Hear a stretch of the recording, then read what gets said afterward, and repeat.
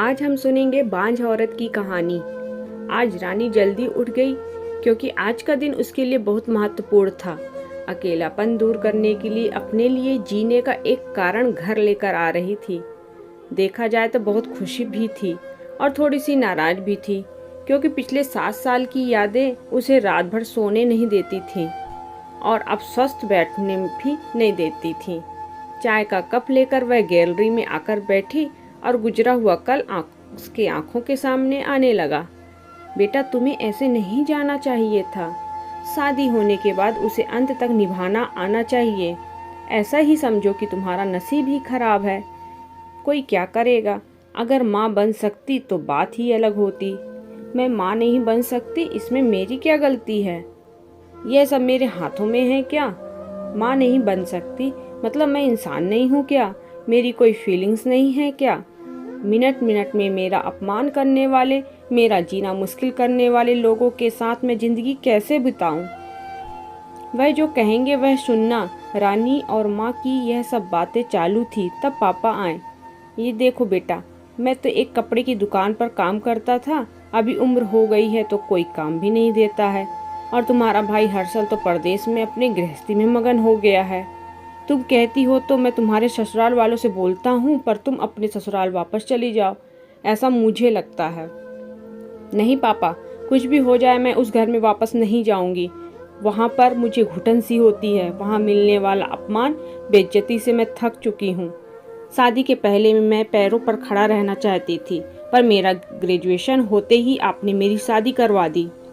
तभी मैंने आपके दबाव में आकर शादी की, पर अभी जब मुझे आपके सहारे की जरूरत है तो आप पीछे हट रहे हो। शादी के बाद लड़की ससुराल में ही शोभा बढ़ाती है। मायके में 4 दिन ही रहना अच्छा लगता है रानी। लोग क्या बोलेंगे? शादी मतलब कोई खेल नहीं है बेटा, पापा गुस्से में ही बोल रहे थे। उस घर वापस जाना अब मुमकिन नहीं है पापा। मैं आने के पहले से ही डिवोर्स पेपर पर सिग्नेचर करके आई थी, क्योंकि उन लोगों को सिर्फ मुझसे बच्चा चाहिए था जो मैं उन्हें नहीं दे सकती। अरे इतना बड़ा निर्णय लेने से पहले हमें एक बार पूछना तो चाहिए था ना। जन्मदाता हैं हम तुम्हारे। पापा, शादी होने के बाद मैं आपको बताती थी और माँ को भी कि कैसे छल होता है मेरे साथ वहाँ पर। 2 साल में कभी मुझे मेरे मन मुताबिक रहने नहीं दिया। जब मेरी रिपोर्ट आई और समझा कि मैं कभी मां नहीं बन सकती, तो वैसे ही इन लोगों ने मुझे अपने असली रंग दिखाना चालू कर दिए। कैसे रहूंगी मैं ऐसे वातावरण में? और इस सब से भागकर अपनी जिंदगी खत्म करने वालों में से मैं नहीं थी। यह देखो बेटा, हर्षल ने दिए हुए पैसे से ही मेरा और तुम्हारे माँ का जैसे तैसे खर्चा चलता है। उसमें तुम्हारा खर्चा उठाना थोड़ा सा कठिन होगा। डिवोर्स पेपर पर साइन करने से पहले इन सब पर विचार मैंने किया था। मेरे पास के सोने के गहने लेकर मैं आई हूँ और एजुकेशन लोन निकाल कर मैं 6 महीने का एक कोर्स करने वाली हूँ, जिसकी आज मार्केट में बहुत ज़रूरत है।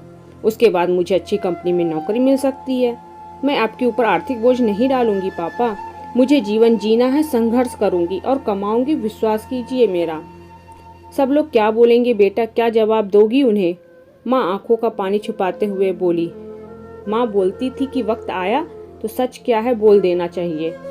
जब मुझे ससुराल में जानवरों के जैसा बर्ताव हो रहा था तब कहाँ गए थे यह लोग? समाज में बड़ा करो, शादी कर दो, बस इतनी ही जिम्मेदारी समझते हैं। बेटियों को बड़ा करके योग्य पढ़ाई देकर खुद के पैरों पर खड़ा करना, यह माता पिता की ही जिम्मेदारी होती है, ताकि आगे जाकर कभी खराब हालात हो तो उसे इस्तेमाल कर सके। तय किए मुताबिक रानी ने 6 महीने का कोर्स किया और तुरंत उसे एक अच्छी कंपनी में काम भी मिल गया। वो बहुत खुश हो गई थी। सब अच्छा चल रहा था। बीच में छुट्टी लेकर माता पिता को नजदीक रहने वाले पर्यटन जगह पर घुमाने लेकर जाती थी। माता पिता बीच में ही दूसरी शादी की बात छेड़ देते थे। कई बार तो लड़कों को देखने के लिए भी बुलाया करते थे। एक लड़का तो डिवोर्स हुआ था, तभी उसे स्वीकारने के लिए तैयार था, पर पहली शादी ने ही इतने दुख दिए थे कि दूसरी शादी के लिए उसका मन तैयार नहीं हो रहा था। ऐसे कितने दिनों तक अकेली रहोगी? जब तक हम दोनों हैं तब तक ठीक है, पर हमारे जाने के बाद तुम्हारा क्या होगा, सोचा क्या कभी? उम्र भी कितनी छोटी है तुम्हारी अभी, ऐसा उसके पापा उसे समझा रहे थे। माँ पापा, आप दोनों मेरी शादी का विचार करना बंद कर दीजिए। आप दोनों को खुश देखकर मैं खुश होती हूँ।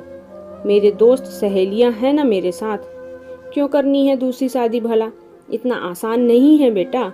एक उम्र के बाद अकेलापन खाने के लिए दौड़ता है, माँ बोली। सच हुआ उसका ऐसा बोलना। आगे 2 साल में पहले माँ और 6 महीने में ही पापा का निधन हो गया। रानी अब अकेली हो गई। हर्षल भाई और उसकी पत्नी आए और साथ में चलो बने कर औपचारिकता की, पर मुझे उनके साथ जाकर वापस बोझ नहीं बनना था। मदद के वक्त मेरे साथ खड़े रहो, इतना बोलकर मैंने उनको जवाब दिया। ऑफिस का काम और बहुत सारे दोस्त, सभी लोग की शादी हो गई थी और वह अपने अपने गृहस्थी में मगन हो गए थे, जिनके लिए कोई लक्ष्य मिल ही नहीं रहा था उसे। छुट्टी के दिन ऐसे ही एक मैगजीन पढ़ते समय उसे सिंगल मॉम पर एक बात पढ़ने के लिए मिली और उसे जीने का उद्देश्य मिला। उसने उसी दिन तय कर लिया कि एक 10 साल की लड़की को गोद लेने का प्रयास चालू किया। प्रक्रिया बहुत बड़ी थी, पर बोलते हैं ना, मन में इच्छा हो तो रास्ता मिल जाता है। वैसे वह प्रक्रिया पूरी हो गई और आज वही दिन था कि वह उस लड़की को लेने के लिए अनाथ आश्रम जाने वाली थी। उस लड़की को घर लाकर वह माँ नहीं बन सकती, इस सोच पर और उस पर होने वाले सभी आरोपों को मिटा देना चाहती थी।